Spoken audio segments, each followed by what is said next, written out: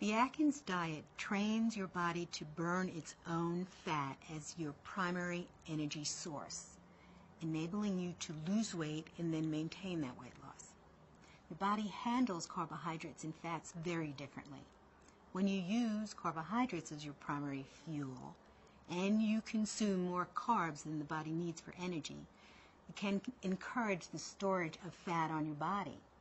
But when your carb consumption is controlled and you convert your body to its backup fuel system, which is fat burning, and you burn your stored fat for energy, you'll lose weight.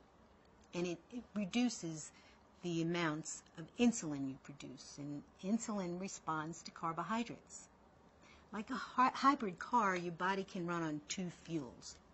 Both carbohydrate and fat can power your body, but it will always burn carbs first. That's not because carbs are a better fuel source. It's just that it's easier for your body to use carbs for energy because they break down into glucose or sugar in your bloodstream more easily after you eat them. Fat actually supplies a steadier source of fuel. In a minute, I'll explain why that's desirable. As long as you're eating 3 meals a day full of carbs, your body rarely gets a chance to burn its fat. That's because neither the fat you eat nor your body fat can be burned for energy until the glucose is used up. And that's why it's so hard to shed pounds. But you can change that. Once you switch to a low-carb diet, your body burns primarily fat instead. Not just the fat you're eating in your meals, but the fat on your body that you have stored. And that, in a nutshell, is the secret of the Atkins diet. If this sounds odd to you, it's because much of the dietary information you've been fed for many years is missing this key bit of information. For example, we've been told that the best way to lose weight is to cut down on the fats we eat. But it isn't as simple as that. It turns out that it's not so much what you eat that impacts your weight. Instead, it's what your body does with what you eat that makes some people slim and some people plump. Recent research indicates that for many people, the low-fat diet approach to weight loss is not right for them.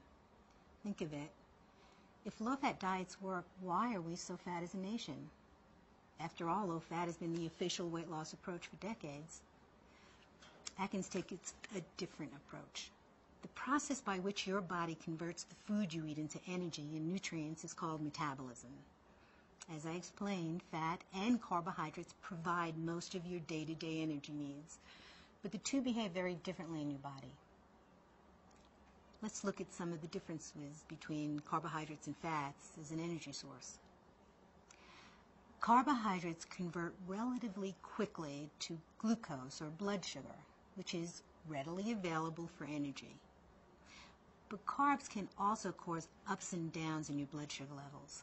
That's why eating a candy bar can give you some quick energy when you're feeling tired or irritable, and then 2 hours later, you get the sugar crash and looking for more.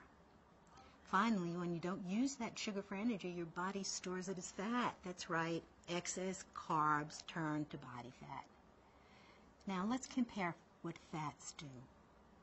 Fats provide a steady source of energy without the ups and downs of glucose, helps modulate blood sugar swings by slowing down the release of sugars into your bloodstream. And now for you to fully understand that link between excess intake of carbohydrates and weight gain, let me very briefly explain the relationship between glucose or blood sugar and insulin.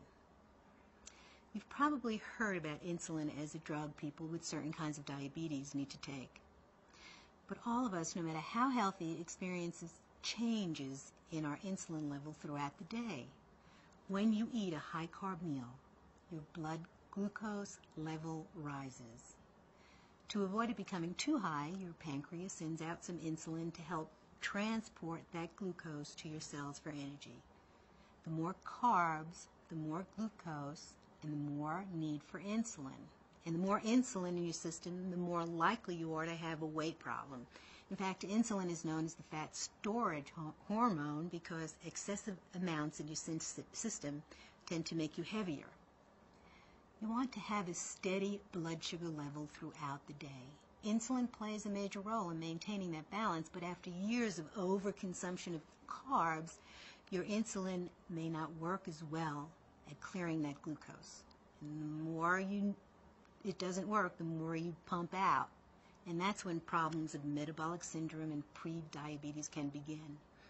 In the next podcast, we'll talk about the Atkins diet and how that way of eating can improve your health. But meanwhile, the takeaway here is that by shifting your metabolism from a carb-burning system to a fat-burning system, you can burn your own body fat for energy.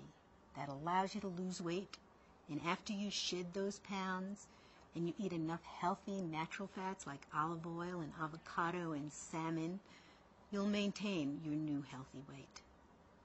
You'll learn all the ins and outs of how to do the Atkins diet in our 4 interactive courses, one for each phase on the Atkins Community Forum. We also offer 5 sets of frequently asked questions for quick reference on the program as a whole. I look forward to seeing you there.